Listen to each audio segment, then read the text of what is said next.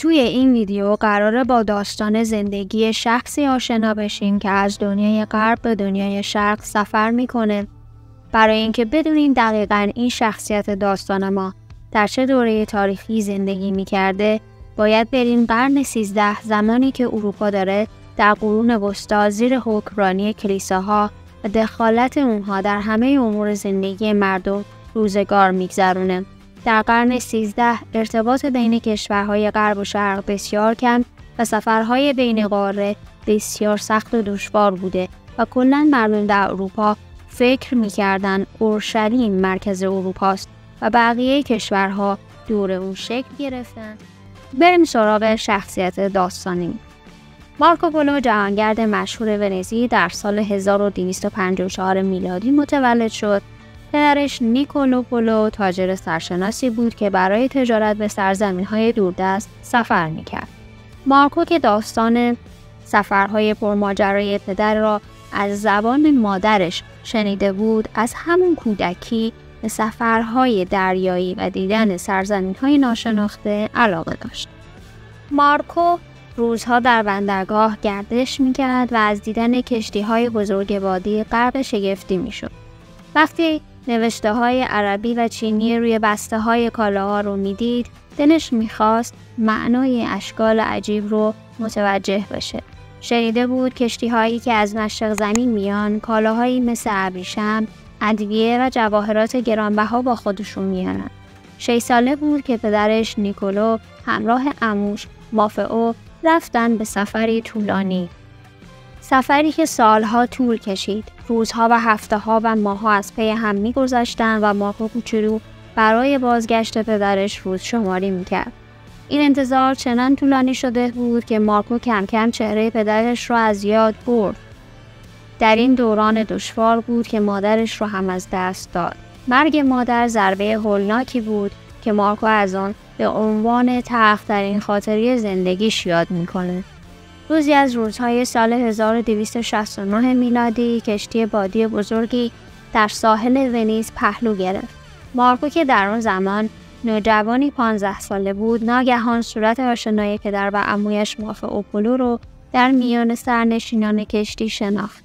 نیکولو پولو پدر مارکو با چشمانی پر از اشک فرزندش مارکو رو در آغوش میگیره. در این زمان بود که مارکو داستان مسافرت‌های پرحادثه پدر رو میشنید و روح ماجراجویی‌اش بیدار شد. داستان سفر طولانی نیکولو و مافئوپولو به سرزمین چین هیجان انگیزترین داستانی بود که مارکو تا آن زمان شنیده بود. دور و بر سال 1271 میلادی، زمانی که مارکوپولو 17 ساله بود، همراه پدر و عمویش سفری دوری را آغاز می‌کنند. از همین زمان بود که نام مارکوپولو به عنوان جهانگردی جوان و جسور بر سر زبان‌ها افتاد. آنها با کشتی کوچکی از دریای مدیترانه گذشته و به اکرا رسیدند. در این شهر با کشیشی به نام تئوبالد آشنا شدند. نیکولو ماجرای سفر به چین و درخواست کوبلای خان امپراتور چین را برای تئوبالد تعریف کرد و گفت که امپراتور چین با آیین مسیحیت آشنا شده و آرزو دارد مسیحیت در سرزمین چین رواج پیدا کند. تئوبالد 2 کشیش داوطلب را به نیکولو پولو معرفی کرد تا همراه آنها به چین سفر کنند. 5 مرد آماده سفر طولانی از غرب به شرق آسیا شدند. از فلسطین، ایران، ترکستان و از آنجا به سوی سواحل دریای خزر رفتند. مارکوپولو برای اولین بار بود که فوران چشمه‌های نفت را به چشم می‌دید. مردمان این مناطق از نفت برای روشن کردن فانوس‌هایشان استفاده می‌کردند. اینجا سرزمینی بود که در جغرافیای امروز باکو نامیده میشه. برای سفر به شرق دور باید از سرزمین پهناور ایران حتما عبور می‌کردند. باید از گذرگاه پرپیچ و خم کوهستانی، از شنزارهای خشک و سوزان و دشت‌های باتلاقی می‌گذشتند. این سفر برای 2 کشیشی که همراه مارکوپولو بودند دشوار و طاقت فرسا بود. بنابراین از ادامه سفر منصرف شدند.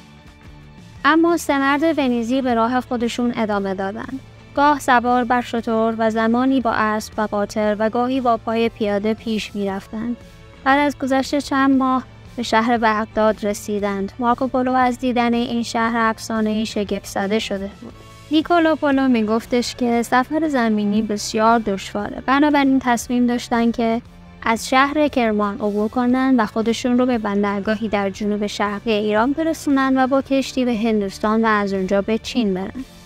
در ادامه سفر اونها به طور کاملا تصادفی به قلعه‌ای برمیخورن که به قلعه آتش پرستان معروف بوده.